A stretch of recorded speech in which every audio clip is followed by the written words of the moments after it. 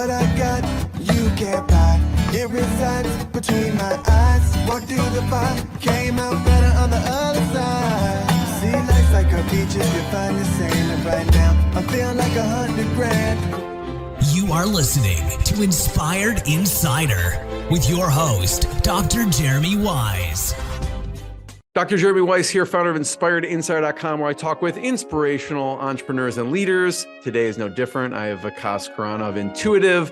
And before I formally introduce you, Vikas, I always like to point out other episodes of the show people should check out. And I had, since this is part of the Top Agency series, I had Ian Garlic, who basically specializes in video case stories. So he'll basically create an amazing case story, success story for a company so they can use it in their marketing. Adee Clevitt, she actually helps people map out SOPs.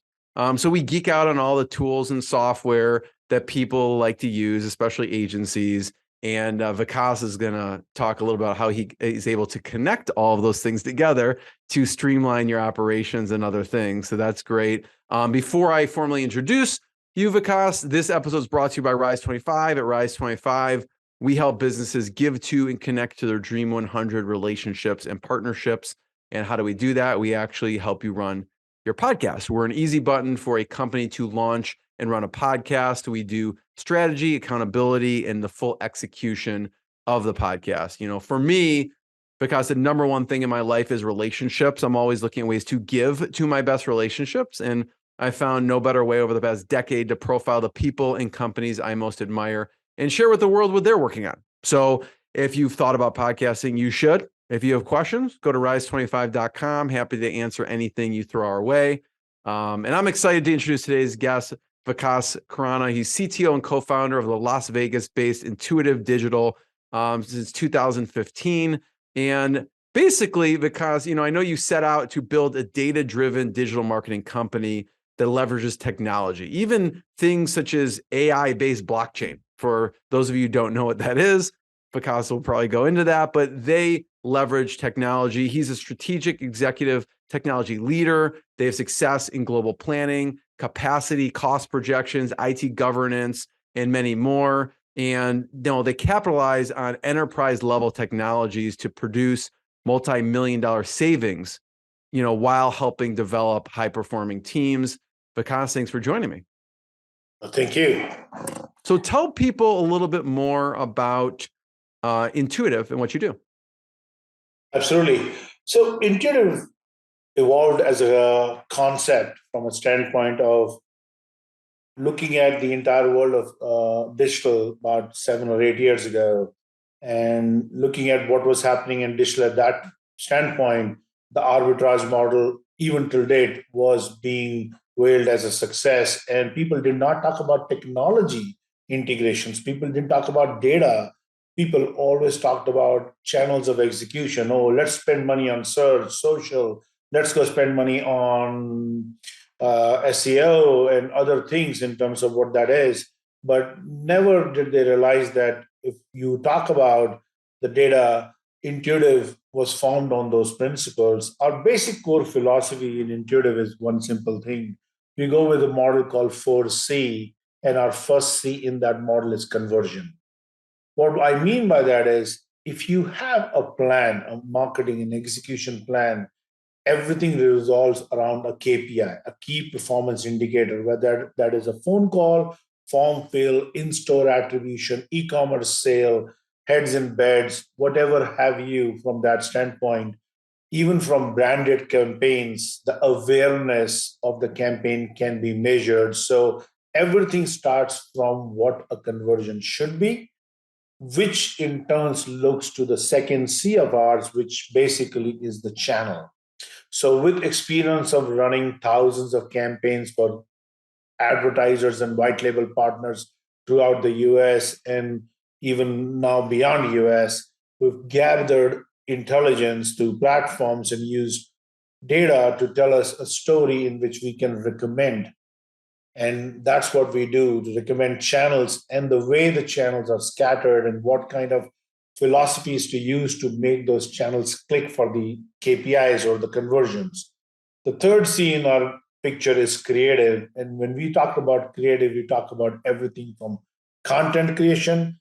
You mentioned, Jeremy, yourself in terms of Rise Up, that we're talking about podcast creation, video creation, content write-ups, actual ads. So if the ad is looking for a phone call as a conversion, we need to make sure it's clickable and it is actually doing what it does. Intuitive actually is basically a 360-degree MarTech solution provider. And once the creative goes into picture, one of the biggest myths in the entire digital picture still today is this archaic reporting that people bring in. What we bring in is our compute engine.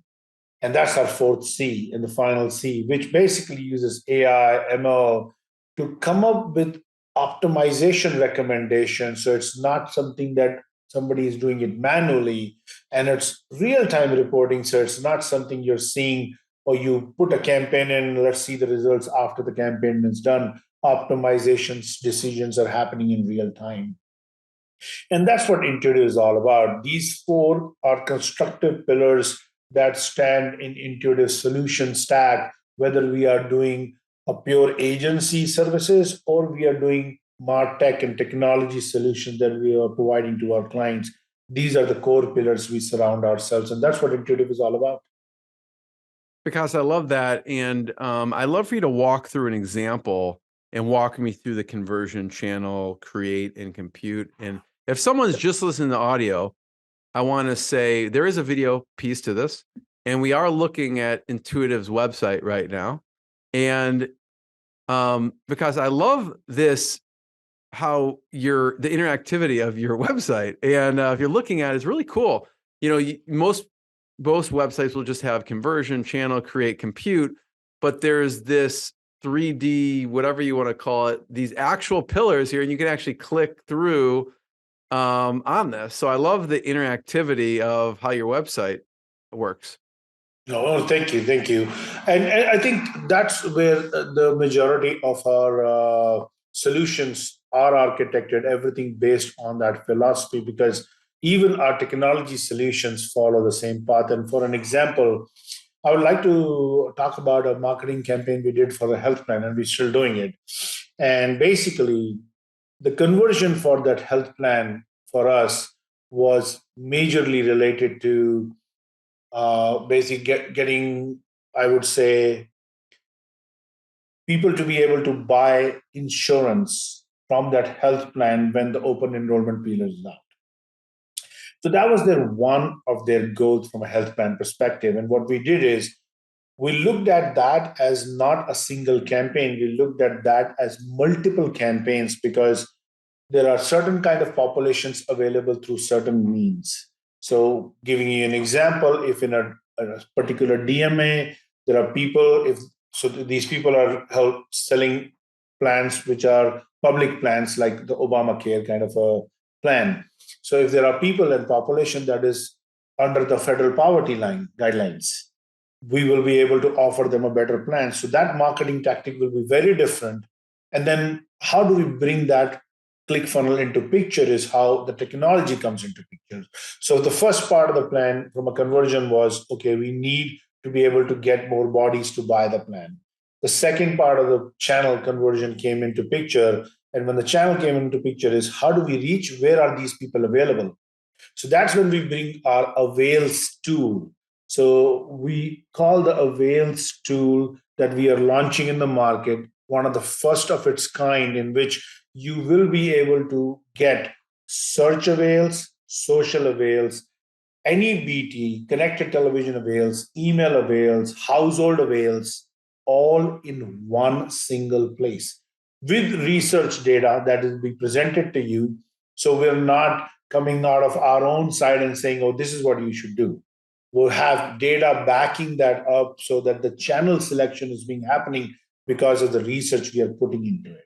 And then we also allow the users to understand what the share of voice in the market will be.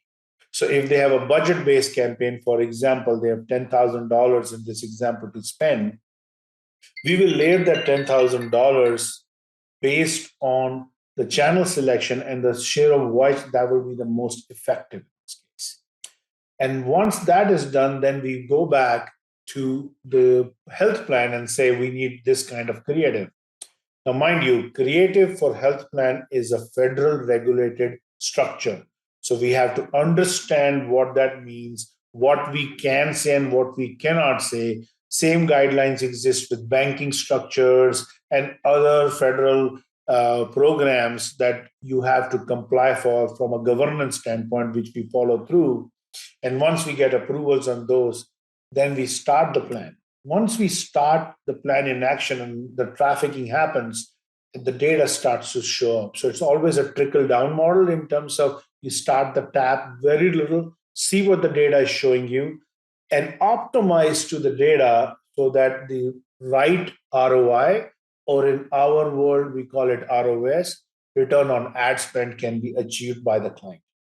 So this is a perfect example in which these four, and in every single example, whether it is a small brick and mortar planning to spend $1,000 in marketing, or a multinational doing ad and product spray across multiple regions across the whole world, the measurement has to be there.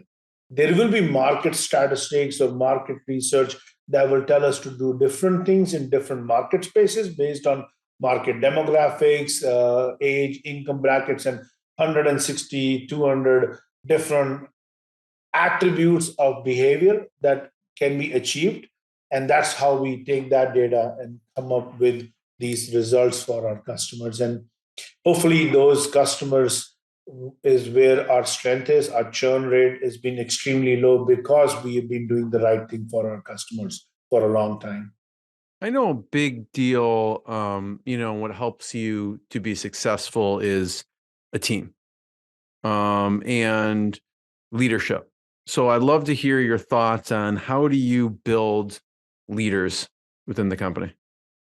Absolutely. And I think that's the most fulfilling thing about Intuitive has been me, my co-founder and our CEO, Ryan Christensen. We both came from media backgrounds. We both worked corporate jobs.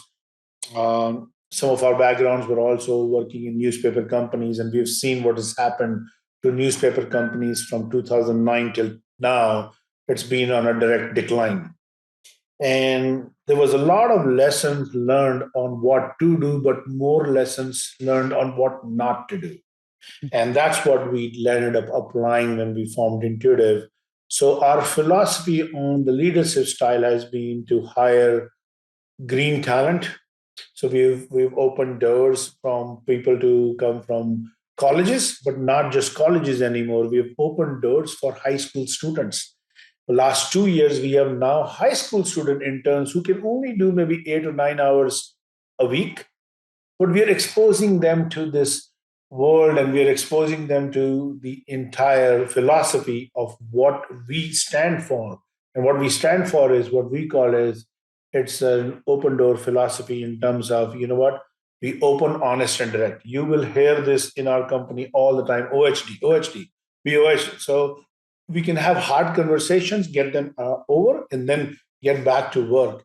And that has allowed our people to actually voice their opinions and some of the best suggestions for our products and some of the best input for our products comes from a team that is not going to get squashed when they bring the ideas to the table. So it actually makes a very big difference. So the way we act is we make them owners of their domain. And that allows them to not only express, but that allows them to work the way they want to. Intuitive doesn't have a vacation policy. What that means is you're allowed to take vacation the way you want it. Intuitive gives flexibility from a standpoint of work. So you can choose a day and work from home, whichever days. Because if you have work that is outside and you're thinking about that, your productivity is already going to go down. So we believe in that philosophy. If you're an owner of your own domain, you will do whatever is the right thing to do to get the job done. We will not have to continuously follow you behind. And that has created great leaders from, I'll give you the example. The biggest example for me is a person by the name of Adam Joyce. And He is a veteran Air Force pilot who came to us from UNL. He was doing MBA in finance. He's our director of finance, now completing 3 years with Intuitive.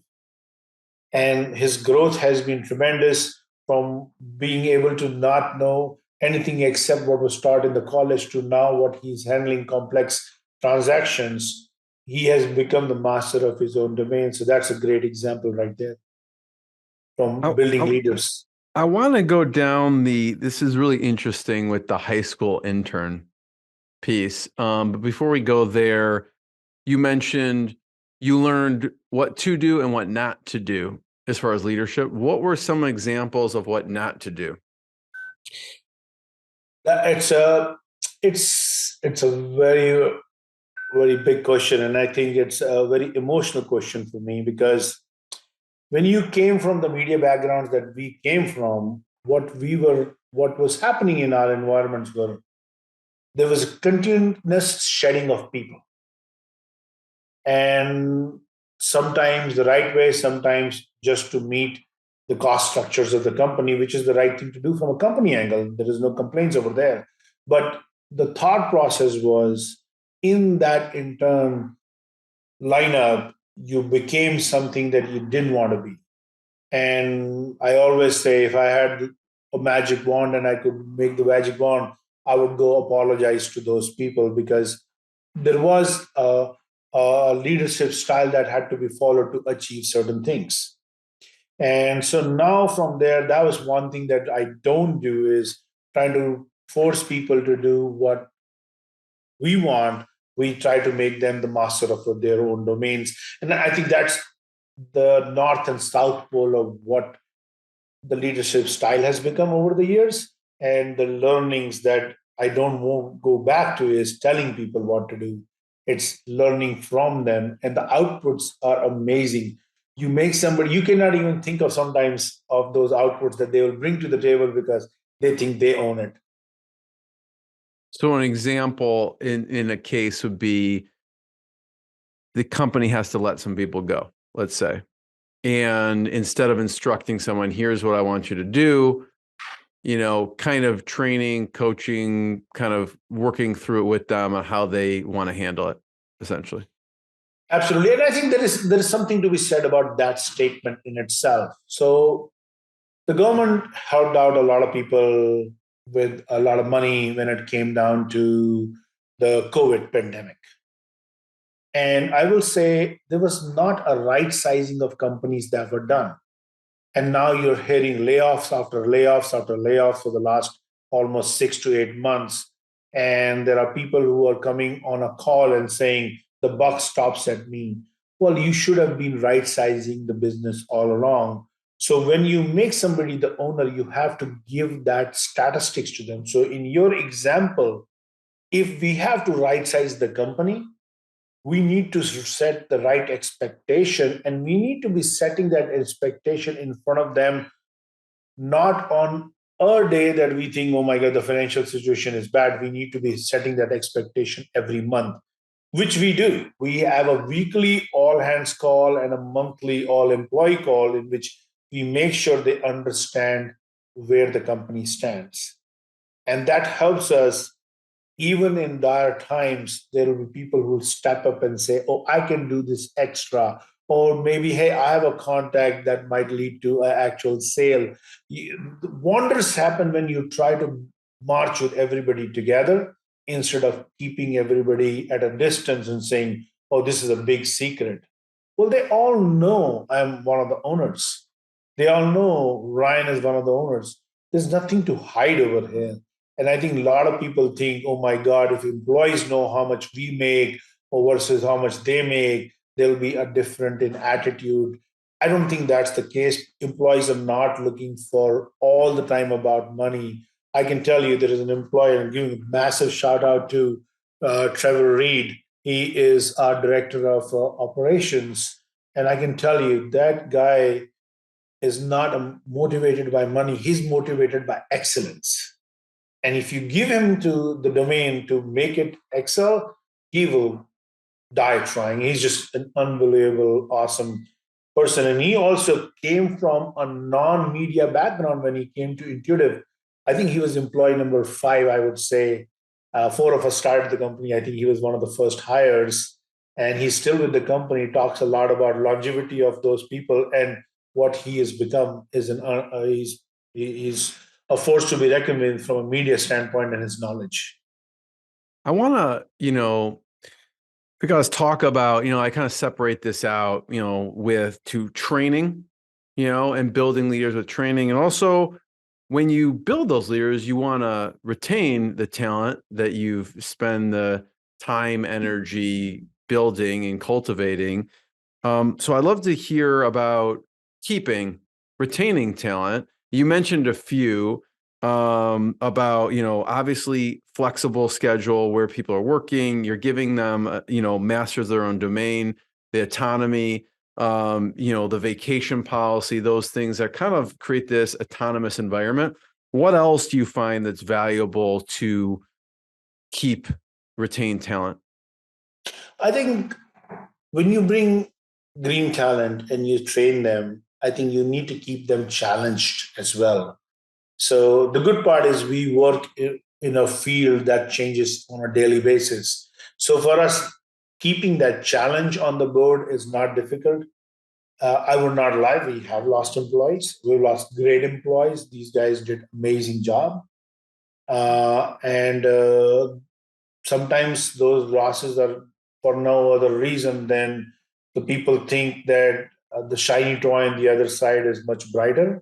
So for us to say no to a person going into working for a Salesforce or working for Pricewaterhouse, it's very difficult to compete, both on a money scale in some cases, because pays last 2 years have become ridiculous. But we still are very proud that we still have been able to retain people. And I think having them driving their own destiny and giving them that control actually has made the biggest difference. So if they want to earn twice what they're making or 3 times what they're making, we have paths in Intuitive that allows them to do that. We show them those paths, and we did put KPIs in those pathways, and we have taken people from one level to the other in almost every single instance. So that also helps in a massive way.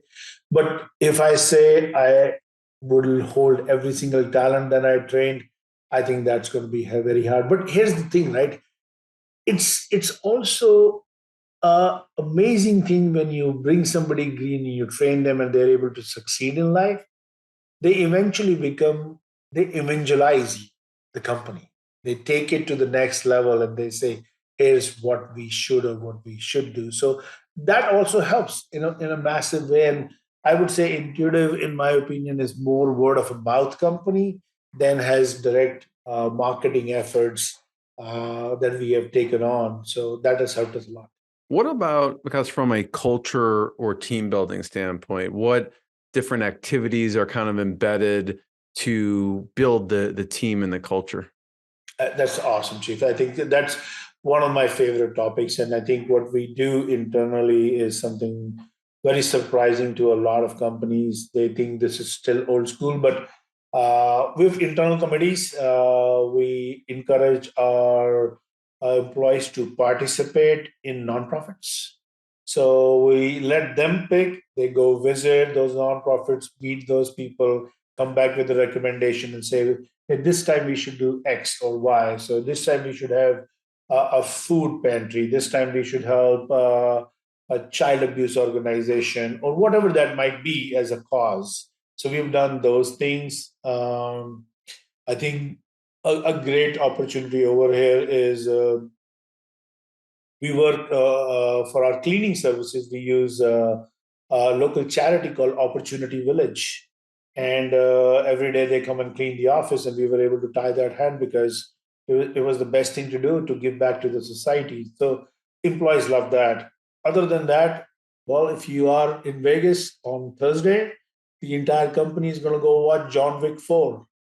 If not, if you're here in April, we're going to go watch a baseball game. So those kind of activities have to be continuously approached because that's when you see people coming in. One of the biggest things that happens in Intuitive is our ping pong room. At ping pong room is used more than you would imagine. People play for contests. What that is doing for us is bringing everybody together. We have a fish tank in the office that there is so many employees involved in taking care of that fish tank. They go wash the fish. So it becomes like a water cooler talk around that fish tank. All it is doing is bringing them together. And what that does is that, I think, affects churn rates more than some of the other things we can ever do. These people want to be together. They became friends. And that's why even if one of them leaves, they remain friends, they evangelize, and that's what helps the company grow. I love that. I thought you were going to say you take everyone to the craps tables in Vegas, and no, I'm just kidding. But we cannot say that openly, but sometimes that might happen too. What about from a virtual standpoint? I know sometimes people have the flexibility to work from home. Is there anything that you do from a virtual standpoint in case they're not always in the office? Oh, well, we have an office in LA, an office in Houston. So we have remote offices. So we have an office in Long Beach where Andrew is at, or Newport, I would say, right between the cusp of the two. So we definitely have encouragement things happening. I'll give you an example. Right now, we actually are sending. So one of our top salesperson is Armando Guerrero, and his wife. We just have a trip for Napa planned for them in May because they both have been just amazing to work with. Have been doing an amazing job for the company as well. So there's always that. Plus, we try to bring the remote staff back to the base, Las Vegas, every so often. So holiday party is an example, but that's not just once a year. We try to get all of these people to come to Vegas. Armando and his team tries to be in Vegas once a month. We have people, Houston, we at least try to get everybody together once a quarter. So we try to make it happen in a fashion that we always are bringing people together. Let's talk about the training piece, right? You mentioned Adam as an example. What are some of the things that you do that are kind of embedded that, again, you're starting people new? How does the training process work? So the training process, different fields, right? So Intuitives, you heard the core philosophy. We have 3 different pillars we stand on.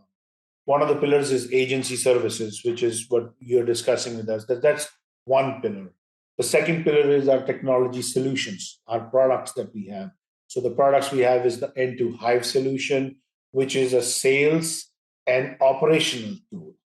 And then Avails tool, which is also interconnected with the sales and automation tool. And then we have the third arm, which is custom dev. So we do website development, app development, custom development, blockchain, things of that nature.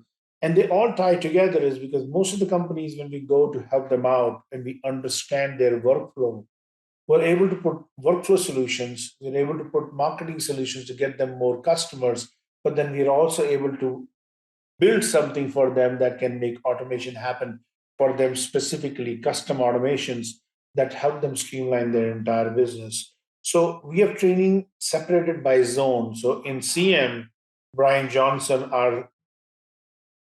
we call him VP of Business Development, but he comes from an operational background in the past. He and Trevor, they both do multiple trainings during the weeks for new products.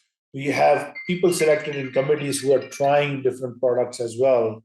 And then on the product side, we have an application team in which that application team is responsible for training clients as well as training internally, training our sales team. So there's different training modules set up for different teams to enhance them. Plus, there is one add-on, and I can say that openly is if anybody wants to do certification in Intuitive, you qualify the exam, we pay for it.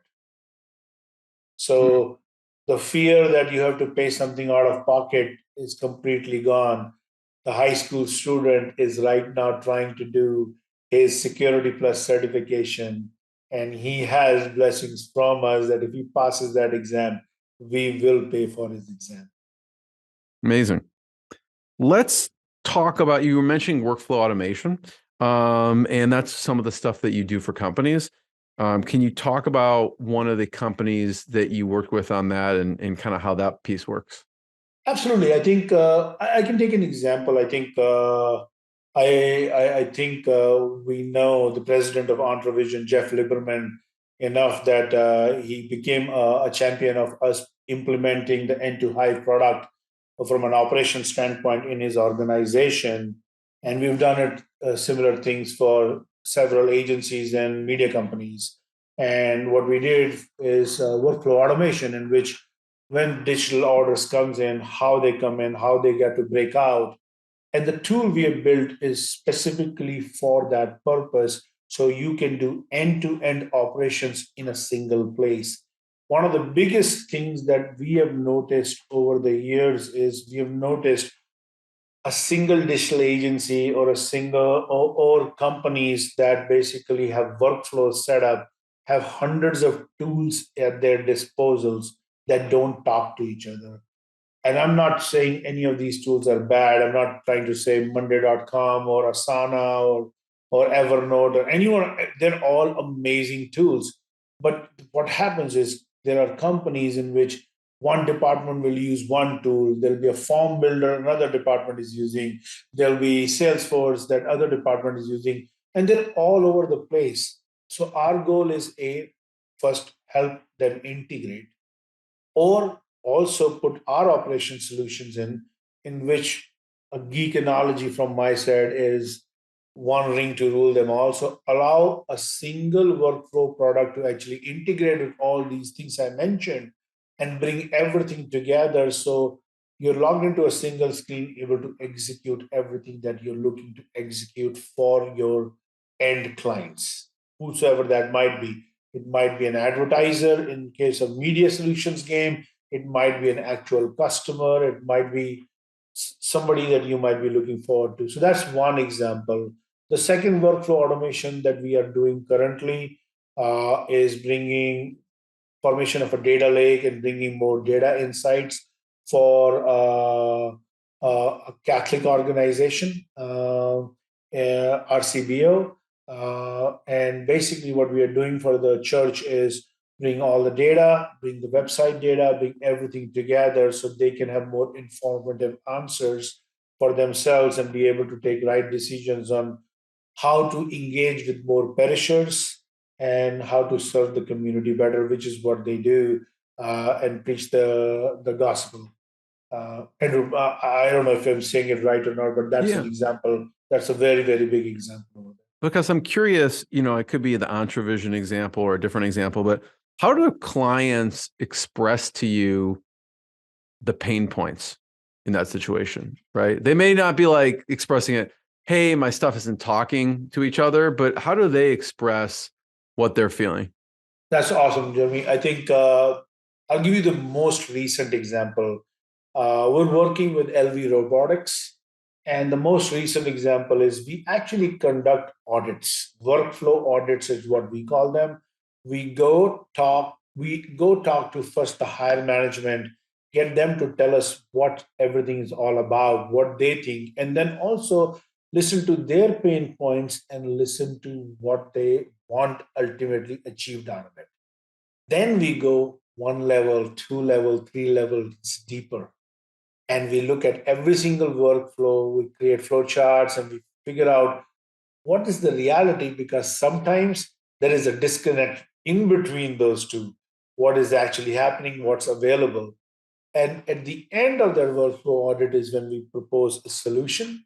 And that solution comes in the form of us explaining our workflow automation process, what all they existingly have, what we can integrate with, and in some cases, what we can replace. That's the honest truth. So if I say we don't think about that, that's a lie, because we are a for-profit company.